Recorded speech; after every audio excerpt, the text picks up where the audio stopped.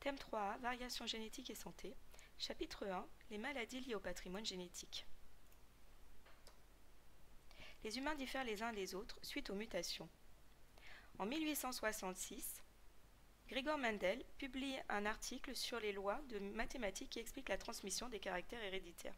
Aujourd'hui, on dit que le phénotype, c'est-à-dire l'ensemble des caractères d'un individu, s'exprime en fonction du génotype, c'est-à-dire l'ensemble des gènes. Lorsqu'on parle d'une maladie génétique, de quoi parle-t-on ? Pourquoi certaines maladies s'expriment chez certains individus alors qu'elles restent silencieuses chez d'autres ? L'environnement est-il impliqué dans l'apparition de ces maladies ? Les maladies génétiques ont pour origine des mutations. Les mutations peuvent apparaître dans les cellules somatiques ou dans les cellules germinales.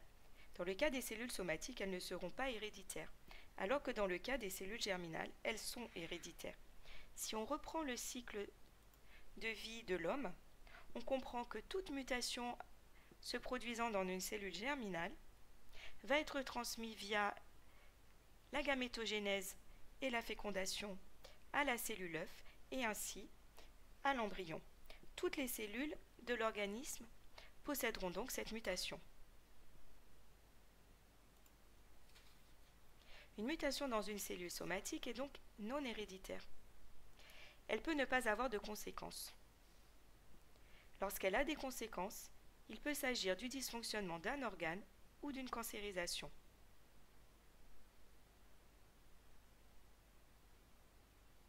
Une mutation dans une cellule germinale est héréditaire. Là encore, elle peut être sans conséquences. Si elle a des conséquences, elle aboutira à un caractère nouveau qui peut être avantageux ou désavantageux. C'est le cas des pathologies. Ainsi, une mutation peut entraîner le dysfonctionnement d'un ou plusieurs organes et on a alors affaire à une maladie, mais aussi peut induire une prédisposition à certaines maladies ou encore une sensibilité différente à certains agents pathogènes. On a vu que les descendants des personnes ayant résisté à la peste noire du Moyen-Âge présentent une immunité accrue au VIH. Lorsque la mutation n'affecte qu'un seul gène, on parle de maladie monogénique. Chez l'homme, il y a 23 paires de chromosomes, dont une paire de chromosomes sexuels. Si l'allèle responsable de la maladie est porté par un des chromosomes 1 à 22, on parle de maladie autosomale, car ces chromosomes sont appelés autosomes. Si l'allèle est porté par un chromosome X, on parle de maladie gonosomale, car les chromosomes sexuels sont appelés gonosomes. A priori, il n'existe pas de maladie génétique liée au chromosome Y, autre qu'une anomalie de développement des organes génitaux. Un individu ayant des allèles identiques pour un gène est dit homozygote. Un individu ayant des allèles différents dans la séquence des paires de base est dit hétérozygote. Lorsque la maladie est dominante, il suffit d'un seul allèle défectueux. Lorsque la maladie est récessive, les individus malades possèdent 2 allèles défectueux. Un individu hétérozygote non malade possédant un allèle sain et un allèle muté est dit porteur sain. Le gène devient défectueux car il a subi une mutation. Cette mutation peut être une substitution. Un nucléotide est remplacé par un autre dans la chaîne d'ADN. Une mutation peut être une délétion, disparition d'un nucléotide. Ou une mutation peut être une insertion. Il y a ajout d'un nucléotide.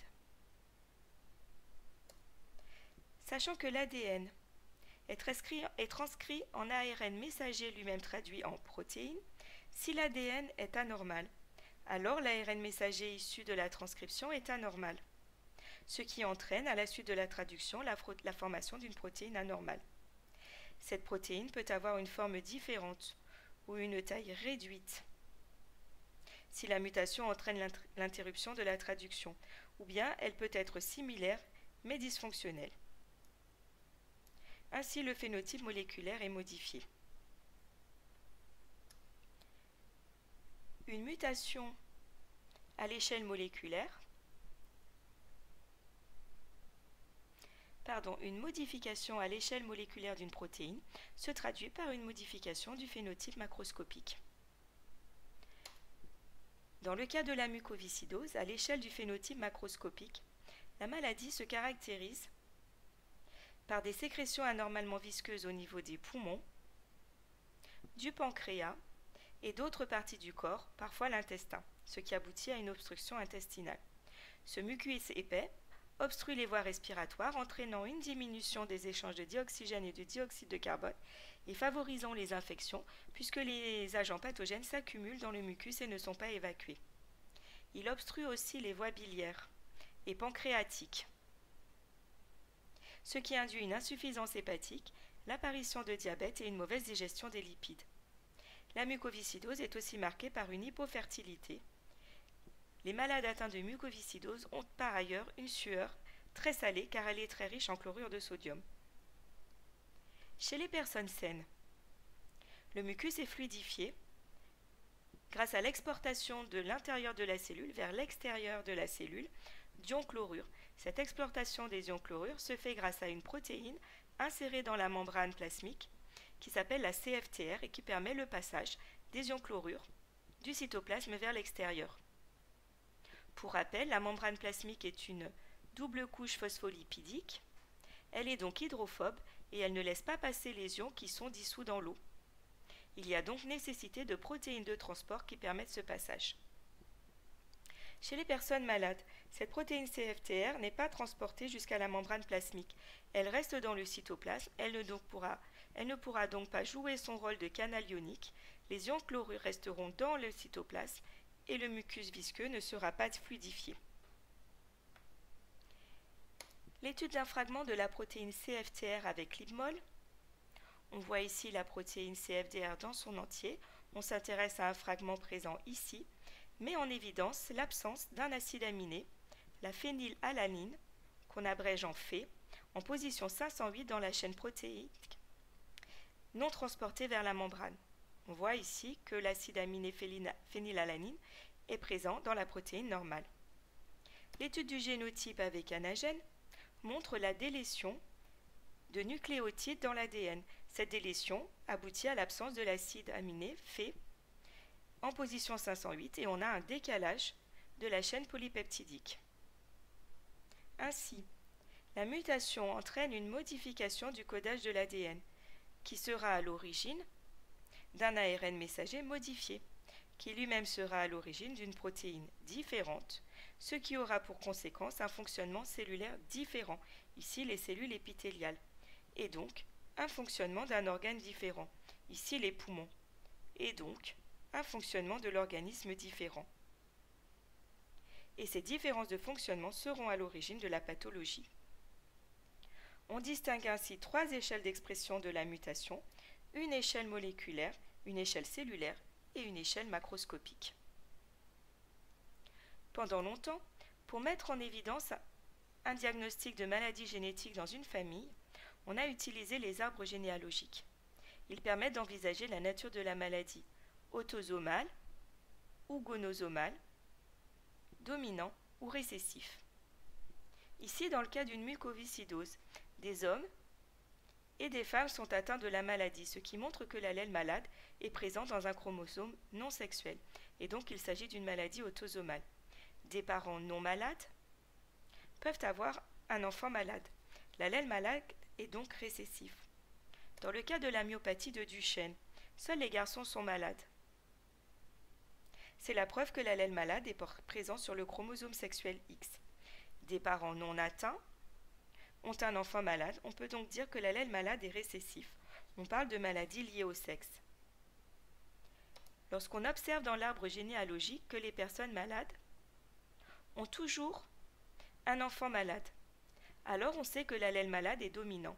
Dans ce cas de figure, l'allèle malade est transmis uniquement si la maladie permet aux personnes malades d'atteindre la puberté et donc d'être en âge de se reproduire. C'est le cas de la chorée de Huntington. Après l'apparition des symptômes, vers 40 à 50 ans, l'espérance de vie est de 15 à 20 ans environ. Donc, les gens ont eu le temps d'avoir des enfants avant que la maladie ne se développe. On peut ajouter qu'il s'agit d'une maladie autosomale, puisque des hommes et des femmes sont atteints de cette maladie. Pour les couples qui n'ont pas encore d'enfants et dans la famille desquels on trouve des cas de maladie, on peut calculer le risque génétique. Le cas le plus simple, c'est lorsque la famille présente des cas d'une maladie autosomale dominante, c'est-à-dire une maladie où l'on trouve des hommes et des femmes, la maladie n'est pas portée par un chromosome sexuel, et où un individu malade a un enfant, au moins un enfant malade. On peut calculer la probabilité, par exemple, que ce couple ait un enfant malade. Donc on sait qu'ils en ont eu un, mais quelle était la probabilité qu'ils en aient? La maladie est portée par des chromosomes non sexuels, donc entre 1 à 22. Cette femme est malade. La maladie étant dominante, on sait qu'elle a un allèle malade. Elle a un enfant non malade, ce qui veut dire qu'elle a pu transmettre un allèle sain. Cette femme est hétérozygote malade. Cet homme n'a pas la maladie. Il n'a donc pas d'allèle malade. Il est homozygote sain.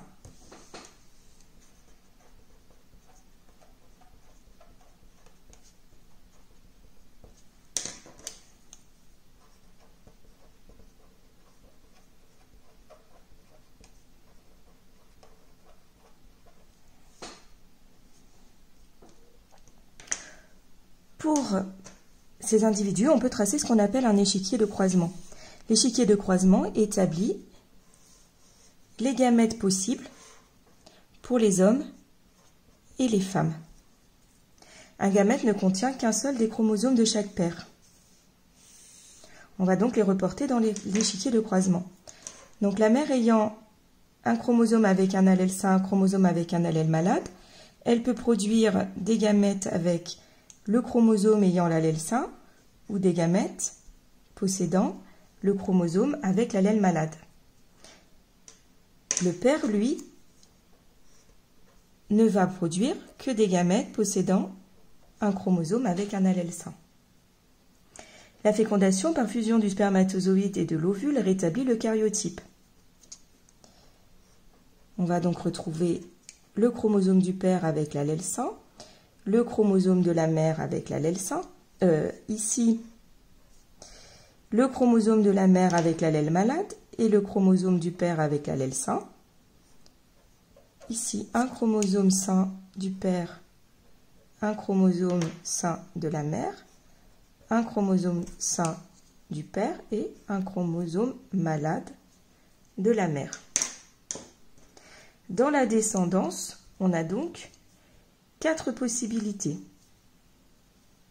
2 individus qui vont être homozygotes, ils ont les mêmes allèles.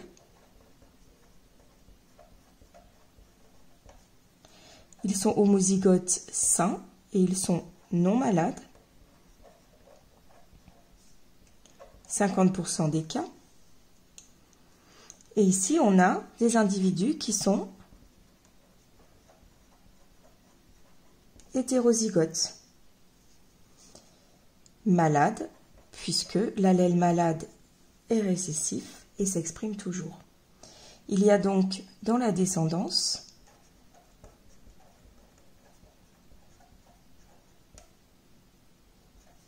« 50% d'hétérozygotes malades et donc pour un couple comme celui-ci, un risque sur 2 d'avoir un enfant malade.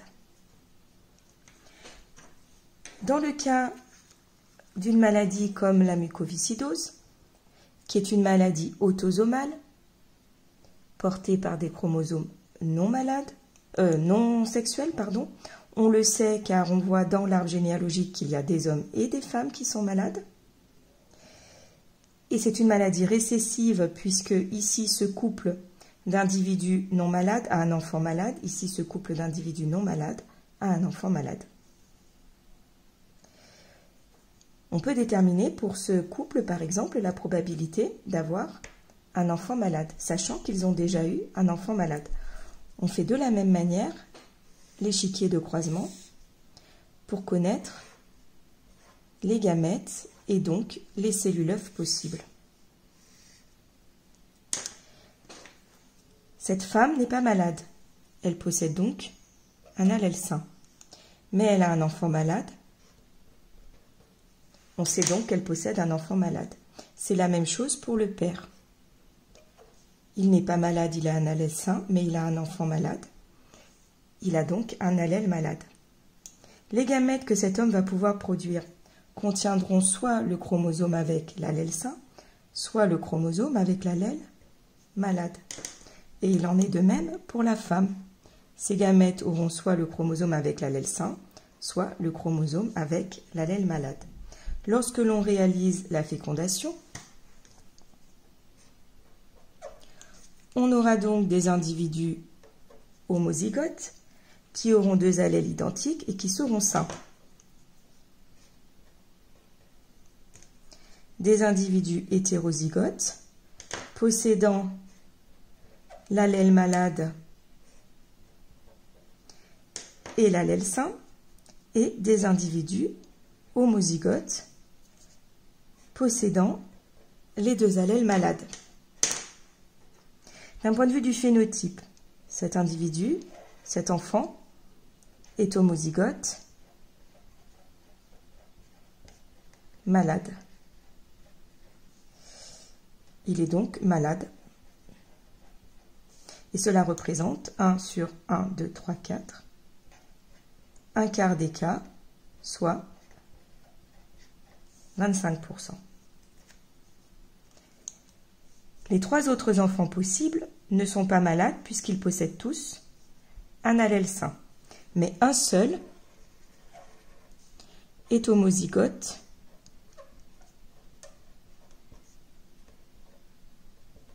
non malade, homozygote sain. De la même manière, dans 25% des cas. Les deux enfants possibles suivants possèdent donc un allèle sain et un allèle malade. Ils sont donc tous les deux hétérozygotes pour l'allèle malade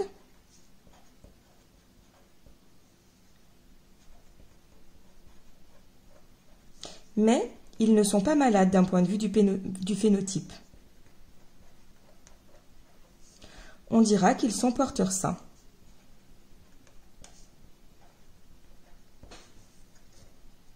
Donc, dans le cas d'une maladie comme la mucoviscidose, un couple ayant déjà des enfants malades, c'est-à-dire un couple de porteurs sains, a 25% de risque d'avoir un enfant malade, 25% de chance d'avoir un enfant non malade qui ne pourra pas transmettre la maladie et 50% de risque d'avoir des enfants non malades mais qui seront porteurs de la maladie et qui pourront donc transmettre l'allèle malade.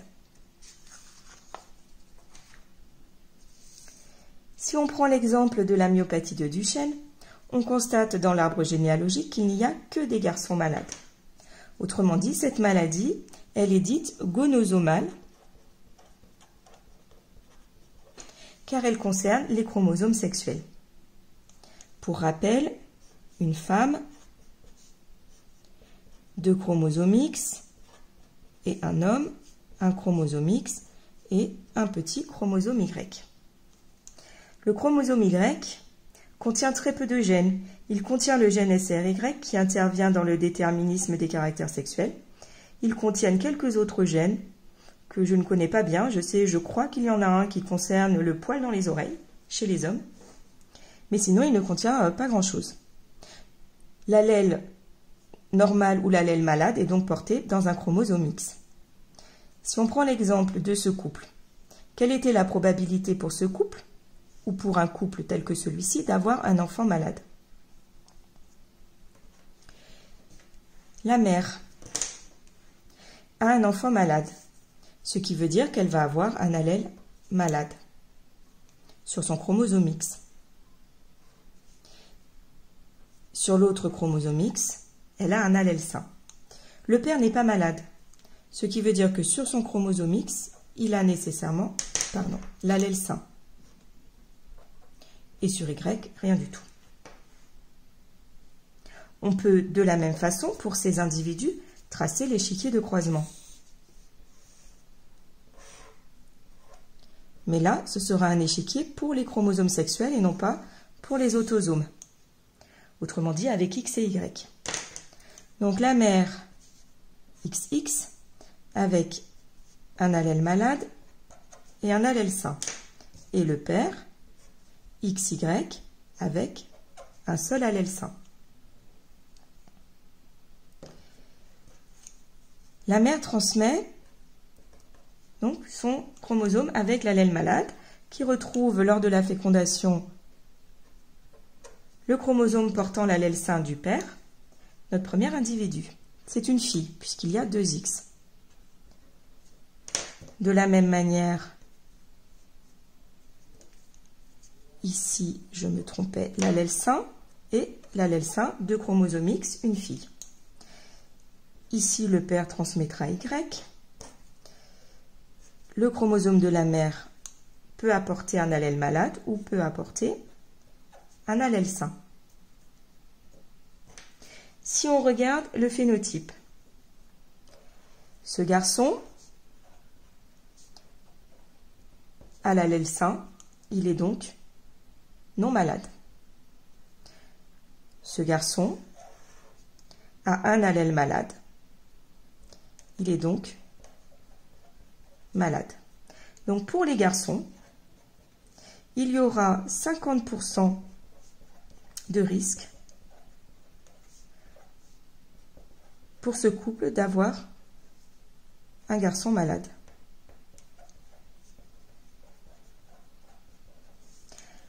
Pour ce qui est des filles, aucune des filles n'est malade puisqu'il n'y a qu'un seul allèle malade.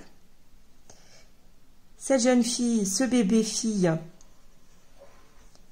est homozygote sain. Donc elle ne possède aucun allèle malade, elle ne transmettra pas la maladie. Ce bébé fille est hétérozygote. Elle n'est pas malade, mais elle pourra transmettre la maladie. Elle est elle aussi porteur saine. Dans la plupart des cas de maladies liées au sexe, on n'observe jamais de filles malades pour 2 raisons. La première raison est que très souvent ces maladies sont graves et mortelles souvent avant d'atteindre l'âge adulte et donc aucun homme porteur d'un chromosome X avec l'allèle malade n'atteint l'âge adulte pour se reproduire et pouvoir transmettre son chromosome X à une fille, de façon à avoir une fille MM. Ça, c'est la première raison. La deuxième raison, c'est que justement, ce sont des maladies graves alors qu'il n'y a qu'un seul allèle muté sur les 2. Et les désordres sont déjà très graves. Ce qui fait que si l'allèle est en double, c'est pas tout à fait comme ça que ça se passe, mais on pourrait considérer que les désordres et les dysfonctionnements sont doubles de ce qui se passe lorsque l'allèle est simplement présent en un exemplaire. Et à ce moment-là, le dysfonctionnement des cellules et des organes est tel que ces organes ne vont même pas se former et la grossesse va s'interrompre dans les premiers jours ou les premières semaines de grossesse. Elle aboutira à une fausse couche, mais elle n'aboutira pas à la naissance d'un bébé fille homozygote récessif, c'est-à-dire homozygote malade. Pour des couples qui n'ont pas encore d'enfants, et dans la famille desquels on peut observer des cas de maladie, on peut donner un conseil génétique et déterminer le risque d'avoir un enfant malade. C'est le cas ici pour un couple dont la femme présente dans sa famille des cas de mucoviscidose. Comment on calcule cette probabilité d'avoir un enfant malade? Eh bien, cette probabilité, c'est la probabilité que la mère soit porteur saine, que le père soit porteur sain et qu'ensemble, ils forment un couple et ils aient des enfants. Quelle est la probabilité pour un individu lambda dans la population, c'est le cas ici de l'homme, d'être porteur sain pour l'allèle muté de la mucoviscidose? On nous dit ici qu'un individu pris au hasard dans la population a une chance sur 30 d'être porteur sain. Donc sa probabilité, c'est 1 sur 30. La probabilité pour la femme d'être porteur sain, il faut revenir à l'échiquier de croisement que l'on a fait tout à l'heure. Si elle a un frère malade, ça veut dire que ses parents sont tous les deux porteurs sains. On se retrouve bien dans l'échiquier de tout à l'heure. Quelle est sa probabilité à elle d'être porteur saine? Alors on va déjà éliminer le fait qu'elle soit homozygote malade, puisqu'elle n'est pas malade. Il reste donc 3 possibilités. Elle peut être homozygote saine ou elle peut être hétérozygote. 2 cas hétérozygote pour 1 cas homozygote. Sa probabilité donc d'être porteur saine, c'est donc 2 cas sur les 3.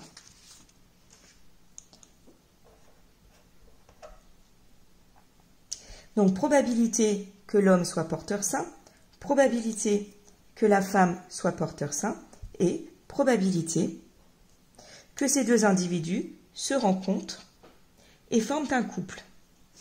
Cette probabilité, eh bien, elle est de 1 sur 4. C'est ce qu'on nous dit ici. 2 porteurs sains ayant des enfants malades. 1 cas malade sur 4 possibilités en tout, donc 1 sur 4. La probabilité donc pour ce couple d'avoir un enfant malade, ça va être donc 1 sur 30 fois 2 sur 3 fois 1 sur 4. Ce qui va nous donner 2 sur 3 fois 3, 9, 4 fois 9, 36. Ce qui nous donnera 1 sur 180. Donc, pour un couple pour lequel l'un n'a aucun cas de mucoviscidose dans sa famille et pour l'autre a des cas de mucoviscidose dans sa famille, la probabilité d'avoir un enfant malade, c'est de 1 sur 180. Lorsqu'un couple présente un risque élevé de transmettre un enfant, donc ça ne va pas être 1 sur 180, mais 25% ou 50%, donc une probabilité très grande de transmettre une maladie grave et incurable, on peut lui proposer ce qu'on appelle le diagnostic préimplantatoire. Ce diagnostic préimplantatoire, eh bien, il s'agit d'une fécondation in vitro, mais au cours de cette fécondation in vitro, au lieu de produire des embryons que l'on remet dans l'utérus de la femme, il y a une étape intermédiaire.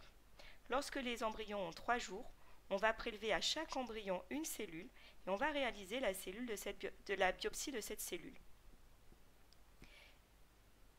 Et l'on pourra soit rechercher par cryogénétique un chromosome défectueux. Certaines maladies génétiques sont liées au fait qu'il manque un morceau de chromosome. Ou alors, on va rechercher par biologie moléculaire, on va séquencer l'ADN et rechercher la présence de l'allèle muté. Ces embryons porteurs d'une anomalie sont détruits et on va transférer dans l'utérus de la mère uniquement des embryons sains ou des embryons porteurs sains. C'est-à-dire qu'on réimplante des embryons qui ne pourront donner naissance qu'à des enfants n'ayant aucun risque de développer la maladie. En France, cette pratique est strictement encadrée. Peu de couples en bénéficient. De ce que j'ai lu l'année dernière, 950 couples à peu près ont fait une demande de diagnostic préimplantatoire et seulement 215 ont pu obtenir cette fécondation in vitro, sachant qu'une fécondation in vitro ne donne pas toujours naissance à un nouvel embryon et ensuite à un nouvel individu qui va se développer jusqu'au bout de la grossesse. Alors, l'idée peut paraître choquante de détruire les embryons qui sont non sains, mais bon, il faut de toute manière savoir que dans une fécondation in vitro, on va produire une dizaine ou une vingtaine d'embryons. Seulement 2 seront réimplantés dans l'utérus de la mère. Les autres seront conservés dans de l'azote liquide à des températures extrêmement froides, donc ils sont cryogénisés. Et ces embryons, s'ils ne sont pas réutilisés par le couple pour une nouvelle fécondation in vitro, ils finiront par être détruits. Une maladie monogénique est une maladie incurable. On peut traiter les symptômes de la maladie par des médicaments qui vont agir pour contrebalancer les effets de la protéine mutée. Dans le cas de la mucoviscidose ou de la myopathie de Duchenne, on pratique de la kiné de façon très régulière, plusieurs fois par semaine pour les enfants et les adultes malades. On peut modifier le régime alimentaire pour l'adapter au déficit. Et depuis 2002, on pratique ce qu'on appelle le dépistage néonatal. Chez le nouveau-né, on va prélever quelques gouttes de sang et rechercher la présence des 5 maladies les plus courantes en France. Ce qui permet, si ces enfants sont atteints, d'adopter tout de suite des pratiques qui vont permettre d'améliorer son espérance de vie et sa vie de tous les jours. L'espoir de guérison repose sur la thérapie protéique ou la thérapie génique. La thérapie protéique vise à améliorer le fonctionnement de la protéine défectueuse. Dans le cas de la mucoviscidose, par exemple, il s'agit de permettre à la protéine CFTR de s'insérer correctement dans la membrane plasmique via un médicament. La thérapie génique, elle, vise à réparer le gène malade. C'est le même principe que le principe de l'OGM. On va intégrer l'allèle normal dans un vecteur qui est un virus. Ensuite, on transfère ce vecteur dans l'organisme, dans l'organe cible, et le vecteur va apporter le gène réparé, le gène normal, à l'intérieur des cellules. Donc, dans le cas de la mucoviscidose, ça consiste à intégrer l'allèle CFTR normal dans les cellules épithéliales fonctionnelles. Et elles vont donc produire une protéine CFTR qui ira s'intégrer dans la membrane plasmique et permettra le passage des ions chlorure vers le mucus qui sera fluidifié. Cependant, cette technique pose des problèmes. Tout d'abord, elle utilise comme vecteur un virus. Alors ce virus, il va déclencher chez les malades une forte réaction inflammatoire, étant donné qu'ils sont déjà fragiles et sujets aux infections.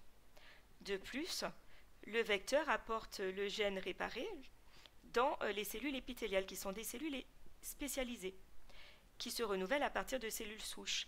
Et donc les cellules renouvelées à partir de ces cellules souches ne contiennent pas l'allèle normal, elles contiennent l'allèle muté. Et il faut donc régulièrement recommencer la manipulation pour réintroduire dans les cellules épithéliales l'allèle normal. Aujourd'hui, on se dirige vers une thérapie dite ex vivo, c'est-à-dire qu'on va prélever des cellules souches du patient dans ses bronches. Et ce sont ces cellules souches du patient que l'on va manipuler génétiquement in vivo, où on va intégrer dans l'ADN des cellules souches l'allèle normal grâce à un virus, et c'est seulement après que l'on va réimplanter ces cellules souches modifiées à l'intérieur des poumons de l'individu. Pour l'instant, ceci n'est pas encore tout à fait au point. Par contre, il y a eu des avancées dans le cas des maladies ou des maladies du sang, comme la drépanocytose par exemple. Parce que la drépanocytose, les cellules souches sont très facilement accessibles, puisque les cellules souches des cellules du sang sont des cellules de la moelle osseuse. Donc il est très facile de prélever des cellules souches dans la moelle osseuse. On manipule de la même manière que vu précédemment ces cellules souches in vivo. On leur injecte l'allèle normal et on va réinjecter ces cellules souches directement dans le sang du patient. Elles vont voyager par le sang, elles vont rejoindre la moelle des os et elles vont s'intégrer dans la moelle des os et remplacer les cellules souches existantes. Et donc toute cellule sanguine qui sera produite à la suite de cette manipulation sera une cellule sanguine réparée qui portera l'allèle non malade et non l'allèle malade. Depuis 2012, les avancées ont été fulgurantes, puisque deux chercheuses, dont une française, ont mis au point la technique dite CRISPR-Cas9. Modifier des gènes dans les cellules vivantes n'est pas chose facile. Récemment, une nouvelle méthode a été développée et permet d'améliorer considérablement notre capacité à modifier l'ADN de n'importe quelle espèce, y compris chez l'homme. La méthode CRISPR repose sur un système naturel utilisé par les bactéries pour se protéger des infections virales. Lorsqu'une bactérie détecte la présence d'ADN viral, elle produit un premier ARN qui correspond à celui du virus envahisseur. Un second s'y associe et ils recrutent ensemble la protéine Cas9. Dans ce complexe, lorsque l'ARN, appelé ARN guide, trouve sa cible dans le génome viral, la Cas9 coupe l'ADN et désactive ainsi le virus. Au cours des dernières années, les chercheurs qui ont étudié ce système se sont rendus compte qu'ils pouvaient couper n'importe quelle séquence d'ADN à un endroit précis. Une fois dans le noyau d'une cellule eucaryote, le complexe CRISPR-Cas9 va rechercher sa séquence cible sur l'ADN. Lorsque la correspondance est bonne, la Cas9 peut couper l'ADN tel un ciseau moléculaire. Premier cas. La cellule essaie de réparer cette coupure, mais le processus de réparation génère des erreurs. Les mutations créées inactivent les gènes et permettent aux chercheurs de comprendre leur fonction. Deuxième cas. Parfois, les chercheurs doivent être plus précis. Par exemple, en remplaçant un gène mutant par une copie saine. Cela est possible en ajoutant, en plus du complexe Cas9 ARN guide, un autre morceau d'ADN portant la séquence d'intérêt. Une fois que le système CRISPR a effectué une coupure, l'ADN modèle remplace la séquence originale par la séquence souhaitée. Cette méthode a déjà de nombreuses applications en recherche fondamentale, pour le développement de médicaments et peut-être même à plus long terme pour traiter des patients atteints de maladies génétiques. La méthode CRISPR fera probablement partie de notre avenir et soulève déjà des questions éthiques. En effet, face aux manipulations des embryons ou à la manipulation directe du génome humain, se pose la question de ce qu'on appelle l'eugénisme. Si la manipulation au départ est honorable, car elle vise à guérir des maladies incurables, on peut se poser la question de savoir jusqu'où certains voudront aller dans la recherche de la perfection. On a tous en tête encore le nazisme et le culte de l'arien parfait et ce à quoi ça aboutit. Sans aller aussi loin, on peut aussi s'interroger sur le bien fondé de la notion de droit à l'enfant. En effet, fabriquer un enfant viable via la fécondation in vitro pour permettre à des parents qui n'auraient pas eu d'enfants non malades autrement, c'est aussi se donner le droit de l'enfant à tout prix. Mais se pose la question, est-ce qu'un enfant c'est comme une maison ou une voiture et donc on a droit à avoir un enfant et si on ne peut pas en avoir un par soi-même parce qu'il ne serait pas viable, parce qu'il serait atteint d'une maladie incurable, eh bien, est-ce qu'on doit tout mettre en œuvre, y compris des manipulations qui ensuite peuvent aboutir à donner à des gens des idées d'eugénisme? Voilà, est-ce qu'on doit en passer par là? Mais ce cours est fini, je vous laisse méditer sur cette dernière question.